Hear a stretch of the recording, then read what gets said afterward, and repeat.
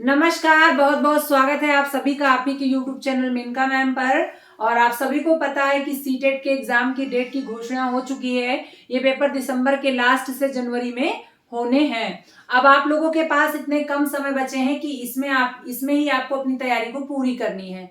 कुछ बच्चे बहुत ही देर में जुड़े हैं, जिनको पता नहीं था कि सीटेट कैसे पढ़ा जाए। उनके लिए बहुत ही कम समय है जहां वो अपनी तैयारी कर सकते हैं। इतने कम समय में कैसे पढ़ा जाए, आज हम इस वीडियो में यही समझाने आए हैं। बहुत सारे बच्चे हमारे पास फोन करते हैं और कहते हैं कि मैडम कुछ ट्रिक बता दीजिए, कैसे हम सीटेट पास करें, कुछ तरीका बता दीजिए जिससे हम कम समय में अपनी तैयारी कर सकें। तो आप सभी को पता है कि केवल 10 से 15 दिन हमारे पास हैं, इससे ज्यादा हमारे पास समय नहीं है। तो इन 10-15 दिन को हम कैसे यूजफुल बनाएं, कैसे पढ़ें कि हमारा सीटेट निकल जाए। आप सभी को पता है सीटेट पास होने के लिए 90 नंबर जनरल और 82 ओबीसी को चाहिए। अगर आप केंद्रीय का डालना चाहते हैं, नवोदय वगैरह का डालना चाहते हैं, तो ओबीसी एससी को भी 90 नंबर लाना होगा। अब 150 में 90 नंबर लाना बहुत ही आसान भी है और बहुत ही कठिन भी है। जो बच्चे हमारे पढ़े हैं उनके लिए तो बहुत आसान है, लेकिन जो बच्चे नहीं पढ़े हैं उनके लिए तो पहाड़ चढ़ने जैसा है। इस वीडियो में हम आपको यही बताएंगे कि सीटेट के इन कुछ बचे हुए दिनों में कैसे तैयारी करें कि आप आसानी से पास हो सके। इससे पहले हमने आपको गुरु मंत्र का एक वीडियो बना के दिया था या भेजा था। उसमें मैंने आपको बताया था कि कुछ निगेटिव कुछ पॉजिटिव पॉइंट देखकर हम जान सकते हैं कि कौन सा ऑप्शन सही है, कौन सा ऑप्शन सही नहीं है। अगर वो वीडियो हमारा आप लोगों ने नहीं देखा होगा तो वो वीडियो जाकर देखिए प्लेलिस्ट से। उसमें मैंने आपको सीटेट का गुरु मंत्र दिया था, मतलब सीटेट कैसे पास करें उसका तरीका बताया था। अगर वो बच्चे वीडियो नहीं देखे हैं तो इस वीडियो को पूरा जरूर देखें। सीटेट के जो बचे हुए दिन हैं पेपर के, उसमें आपको क्या करना है, केवल प्रीवियस ईयर के पेपर लगाना है। कुछ बच्चे अभी भी थ्योरी उठा के पढ़ रहे हैं। बेटा, थ्योरी पढ़ने का समय नहीं है, अभी थ्योरी पढ़ने का समय नहीं है। ये जो 10 दिन आपके पास बचे हैं, 2011 से आपके सीटेट के एग्जाम्स हो रहे हैं। कब से हो रहे हैं बेटा? 2011 से हो रहे हैं। करीब 10 से 11 पेपर्स हमारे सीटेट के हो चुके हैं। तो 10 से 11 पेपर हमारे जो हुए हैं, उन 10 और 11 पेपर को आप सॉल्व कर डालिए। इन बचे हुए दिनों में आप क्या करिए, वो 2011 से लेके 2022 तक के जो भी प्रीवियस ईयर आए हैं सीटेट के, उसको क्या करिए, सॉल्व करिए। सॉल्व करते समय ये ध्यान दीजिए कि क्वेश्चन कैसे आ रहा है और हम क्या गलतियां करते हैं। मतलब आप जो पेपर सॉल्व करें उसमें आप जो गलत हुए क्वेश्चन है उसका डिस्क्रिप्शन जरूर पढ़ें, उसकी व्याख्या जरूर पढ़ें कि आपने क्या सोचा और बोर्ड ने क्या सोचकर उसका आंसर दिया है। इससे जब आप दूसरे वाले क्वेश्चंस में वो क्वेश्चंस को पाएंगे तो आपने उस सोच को समझ लिया कि हमें क्वेश्चंस को कैसे अब सही करना है। तो सबसे पहले क्या काम करना है बेटा, 2011 से लेके 2021 तक के पेपर सॉल्व करने हैं। कि क्या करने हैं? पेपर सॉल्व करने हैं। इससे आपका क्या होगा, इससे आपको एक तरीका पता चलेगा कि पेपर कैसे आने हैं। जब आपको ये पता चल जाएगा ना कि पेपर कैसे आने हैं तो आप उसके लिए तैयार हो जाएंगे। कुछ बच्चे हमारे टीईटी की तरह सीटेट पढ़ते हैं, वन लाइनर पढ़ने वाले बेवकूफ होते हैं बेटा, एकदम समझ लीजिए आप। क्यों?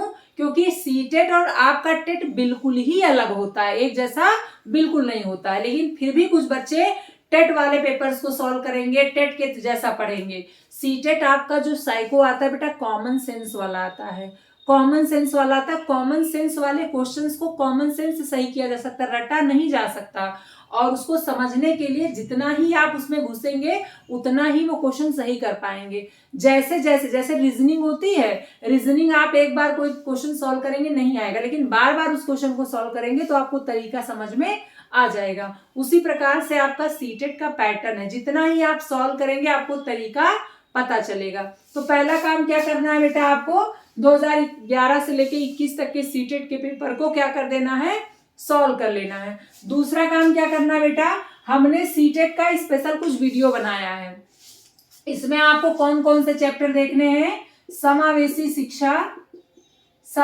शिक्षा, उसके बाद शिक्षण, उसके बाद विशिष्ट बालक, उसके बाद आपका देखना है प्याजे, उसके बाद आपको देखना है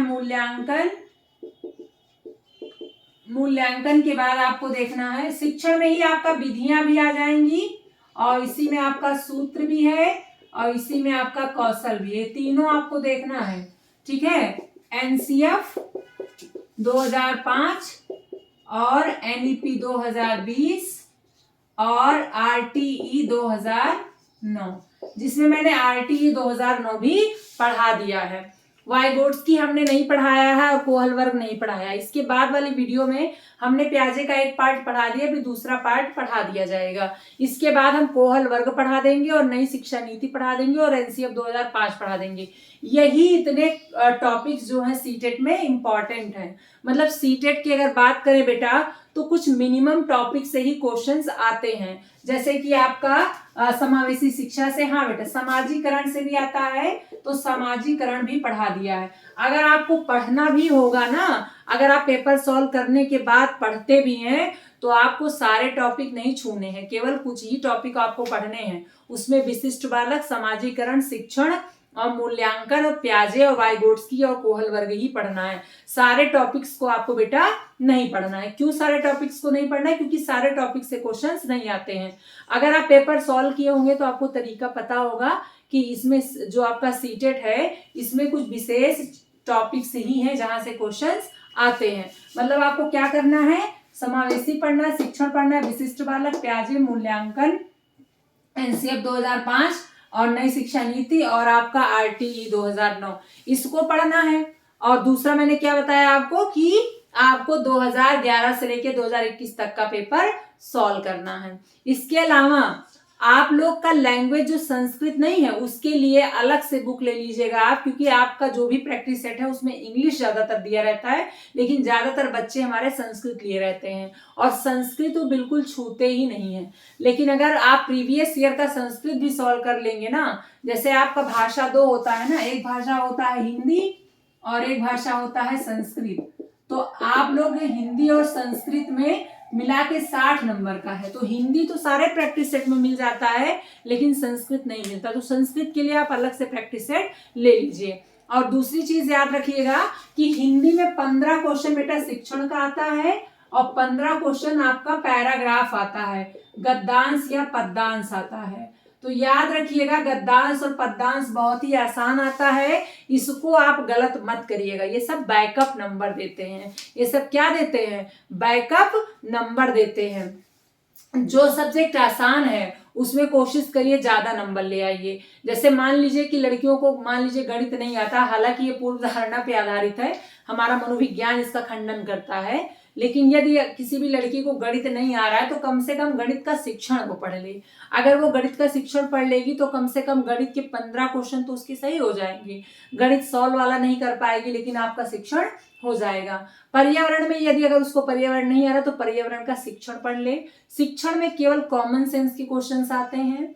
अगर शिक्षण का वीडियो हमारा देखी होंगी तो उस शिक्षण से भी कई शिक्षण उसमें मिल जाएगा। इसके अलावा अधिगम विकार जरूर देख लीजिएगा। अधिगम विकार का एक वीडियो हम जरूर पढ़ा देंगे क्योंकि ये आता जरूर है। ठीक है, अधिगम विकार से भी एक क्वेश्चन फिक्स है आएगा, चाहे वो डिस्ग्राफिया हो, चाहे डिसलेक्सिया हो, चाहे डिस्ग्राफिया हो, चाहे डिस्कैल्कुलिया हो, एक क्वेश्चन जरूर इसमें आता है। पठन से और विकार से और वक्र से, यहाँ से क्वेश्चन आता है। हालांकि थ्योरी से नहीं आता है, परिभाषा नहीं पूछी जाती है इसमें। बहुत ही अच्छा पैटर्न है बेटा सीटेट, ना इसमें परिभाषा आती है ना इसमें सिद्धांत आते हैं। इसमें आता है तो केवल और केवल शिक्षण और कॉमन सेंस वाले क्वेश्चन। किसी भी सब्जेक्ट को उठा के देख लीजिए, सब में शिक्षण आता है। मतलब 15 नंबर की थ्योरी, 15 नंबर का शिक्षण। मतलब अगर मैथ है तो मैथ में 15 नंबर का ही मैथ आएगा, 15 नंबर का शिक्षण आएगा। अगर कोई बच्चा पहली बार पेपर दे रहा है तब तो वो जरूर प्रीवियस ईयर देखे, जिससे उसे पैटर्न पता चल जाए। बिना प्रीवियस ईयर सॉल्व करे आप नहीं जान सकते हैं कि पेपर में कैसे क्वेश्चंस आएंगे। मैंने कुछ निगेटिव और पॉजिटिव पॉइंट बताए थे, फिर से आप लोग इस वीडियो में सुन लीजिएगा। जब भी पेपर को सॉल्व करिएगा तो अगर कहीं पर केवल वाला ऑप्शन मिलता है तो वो ऑप्शन हमेशा गलत होगा। अगर कहीं पर कठोरता की बात आएगी तो वो ऑप्शन गलत होगा। कहीं हतोत्साहित का ऑप्शन होगा तो वो गलत होगा। कहीं रटाने वाला ऑप्शन होगा तो वो गलत होगा। कहीं पर सजा या मारपीट ऐसे ऑप्शंस होंगे तो वो गलत होगा। कहीं पर भी बच्चे को अलग करने की बात की जाएगी तो वो ऑप्शन गलत होगा। कहीं पर भी बच्चे को तुलना करने का बात कही जाएगी तो वो ऑप्शन क्या होगा बेटा, गलत होगा। अगर कहीं पर समावेशी की बात कर रहा है तो वो ऑप्शन सही होगा। कहीं पर स्वच्छंदता या मुक्त वातावरण की बात कर रहा है तो वो सही होगा। कहीं पर सही सहज क्रिया की बात होगी या स्वक्रिया की बात होगी तो वो सही होगा। कहीं पर व्यवहारिक जीवन से या दैनिक जीवन से जोड़ने की बात आएगी तो सही होगा। कहीं व्यवहारिक जीवन में प्रयोग से बात आएगी तो वो ऑप्शन सही होगा। कहीं पर सहयोग सहानुभूति आएगा तो वो ऑप्शन सही होगा। तो मतलब आपने क्या समझा, क्वेश्चन आएगा अगर किसी बच्चे की किसी बच्चे से तुलना की जा रही तो वो ऑप्शन हमेशा क्या हो जाएगा, गलत हो जाएगा। आप खुद सोचिए किसी बच्चे का किसी बच्चे से कंपेयर किया जाएगा तो बच्चा क्या हो जाएगा, हतोत्साहित हो जाएगा, उस चीज में वो हीन भावना महसूस करेगा। इसीलिए बच्चों का ये वाला ऑप्शन जब भी आप देखेंगे तो आप क्या कर देंगे, इसको गलत कर देंगे। ये ऑप्शन कभी भी सही नहीं होंगे जहां पर भी हतोत्साहित की बात आएगी। शिक्षा मनोविज्ञान कहता क्या है ये दिमाग में आप लोग सेट कर लीजिए। शिक्षा मनोविज्ञान कहता है कि प्रत्येक बालक हमारे लिए विशिष्ट है, प्रत्येक बालक हमारे लिए खास है, हम उसके साथ अच्छा व्यवहार करेंगे, हम अपनी कक्षा में समावेशी वातावरण लाएंगे, मतलब सामान्य बच्चे के साथ विशिष्ट बच्चे को शामिल करेंगे, हम सभी बच्चों का सतत मूल्यांकन करेंगे, हम बच्चों के साथ सहयोगात्मक व्यवहार करेंगे, हम बच्चों को के साथ धैर्यता से पेश आएंगे और उसके साथ सहानुभूति रखेंगे, हम विकलांग बच्चों के साथ अच्छा व्यवहार करेंगे, हम कभी भी मंद बुद्धि बच्चों को कभी भी विशिष्ट या प्रतिभाशाली बालक से कंपेयर नहीं करेंगे, हम कभी किसी बच्चे को ट्यूशन के लिए नहीं कहेंगे। ये हमारी जिम्मेदारी है। मनोविज्ञान आपसे क्या चाहता है कि आप ऐसा पढ़ाइए कि बच्चे कक्षा से जुड़ाव महसूस करे, अलगाव नहीं, वो कक्षा छोड़कर भागने पर मजबूर ना हो बल्कि वो रोज आना पसंद करें। मतलब हमारी कक्षा क्रिया प्रधान होनी चाहिए, स्वक्रिया पे आधारित होनी चाहिए। हमारी शिक्षा कैसी होनी चाहिए, सबको जोड़ने वाली शिक्षा होनी चाहिए, व्यवहार परक शिक्षा होनी चाहिए। यही हमारा एनसीएफ 2005 भी कहता है, यही हमारा आरटी 2009 भी कहता है और यही हमारा एनईपी 2020 भी कहता है। तो इन बातों को अगर याद रखेंगे तो क्वेश्चन जब भी सॉल्व करेंगे तो आपके क्वेश्चंस ऑटोमेटिक कॉमन सेंस वाले सही हो जाएंगे। बाकी चीजों के लिए मैंने आपको बताया है कि बाकी वीडियो हमारे देखिए, समावेशी शिक्षा का वीडियो देख डालिए, प्याजे का वीडियो देख डालिए, विशिष्ट बालक समाजीकरण का वीडियो देख डालिए। इससे आपको प्राथमिक और द्वितीयक समाजीकरण के कारक पता चल जाएगा, आपको प्याजे की अवस्थाएं पता चल जाएंगी, आपके विशिष्ट बालक के प्रकार पता चल जाएंगे, तो आपके जो पढ़ने वाले क्वेश्चंस हैं वो भी गलत नहीं होंगे। तो आप लोग उस वीडियो को देखिए। बाकी हमने जितनी चीजें बताई हैं इस बात का ध्यान रखिएगा, कौन से ऑप्शन आपको लगाने हैं और कौन से ऑप्शन नहीं लगाने हैं। अभी भी कुछ भी समझ में ना आया हो तो आप कमेंट बॉक्स में लिखिएगा। इसके अलावा अभी जो 10-12 दिन है इसमें आप केवल क्या करिए, प्रीवियस ईयर के पेपर खूब लगाइए, जो क्वेश्चन गलत होते हैं उसका व्याख्या देखिए और दोबारा जब भी वो प्रश्न आए तो आप गलत ना करिए। इसके अलावा क्वेश्चन सारे करके आइएगा, जिससे आपका माइनस मार्किंग तो है नहीं, जिससे मान लीजिए तुक्का भी लग जाता है तो 10-15 नंबर का लाभ आपको मिल जाएगा। कोई क्वेश्चन छोड़िएगा नहीं। पेपर सॉल्व करने से एक फायदा और भी होगा कि आपका टाइम मैनेजमेंट अच्छा हो जाएगा, वहां पर आप अपने समय में पेपर को पूरा कर लेंगे। लेकिन यहाँ पर आपने पेपर सॉल्व नहीं किया है तो कई बच्चों के क्वेश्चंस छूट जाते हैं। तो कोशिश करें, क्योंकि पेपर्स में क्वेश्चंस बड़े बड़े रहते हैं, तो कोशिश करिएगा टाइम मैनेजमेंट ऐसा रखिएगा कि आपका 10 मिनट पहले पेपर हो जाए, ना कि आप क्वेश्चन छोड़ कर आए। क्वेश्चन पूरा करिएगा, क्वेश्चन बिल्कुल ना छोड़िएगा, जो नहीं आएगा उसका भी गोला भर दीजिएगा और कोशिश करिएगा क्वेश्चन को अच्छे से पढ़िएगा, आए हुए क्वेश्चन ना गलत हो। मान लो जो नहीं आता उसमें तो आप तुक्का मारेंगे ही, क्योंकि माइनस नहीं है तो लगा दीजिएगा, लेकिन अगर क्वेश्चन जो आता है वो ना गलत करके आइएगा, फ्रेश माइंड से पेपर दीजिएगा, क्वेश्चन को अच्छे से पढ़िएगा, नहीं का ध्यान रखिएगा, पैराग्राफ हिंदी का अच्छे से पढ़िएगा जिससे उसके क्वेश्चंस गलत ना हो। मनोविज्ञान के कॉमन सेंस, गणित के शिक्षण के कॉमन सेंस वाले क्वेश्चंस और पर्यावरण के कॉमन सेंस वाले क्वेश्चंस गलत नहीं होने चाहिए। ये आपके थिंकिंग पे डिपेंड करता है, ये पढ़ाई पे डिपेंड नहीं करता। जितना अच्छा आपका प्रेजेंट ऑफ माइंड होगा उतना ही क्वेश्चंस आप कॉमन सेंस वाला लगा लेंगे। क्योंकि आपने सुना होगा कभी कभी कोई नहीं पढ़ता फिर भी सीटेट निकाल लेता है, और कोई 3-3 महीना पढ़ता है तो भी नहीं निकाल पाता है। इसका कारण क्या है कि आपने रटा है, और रटने वाले क्वेश्चन इसमें आते नहीं है। इसमें केवल कॉमन सेंस वाले क्वेश्चन आते हैं, और कॉमन सेंस तभी मजबूत होगा जब आप बार बार ऐसे क्वेश्चंस को देखेंगे।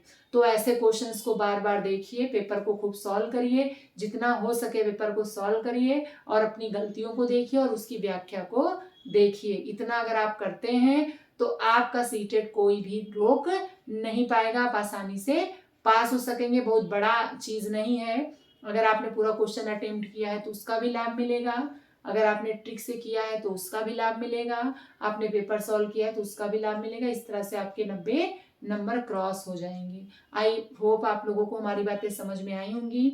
तो समझ में आई होगी तो वीडियो भी देखिएगा और पेपर भी खूब सॉल्व करिएगा। मिलूंगी नेक्स्ट वीडियो में इंपॉर्टेंट टॉपिक के साथ। तब तक के लिए बहुत बहुत धन्यवाद।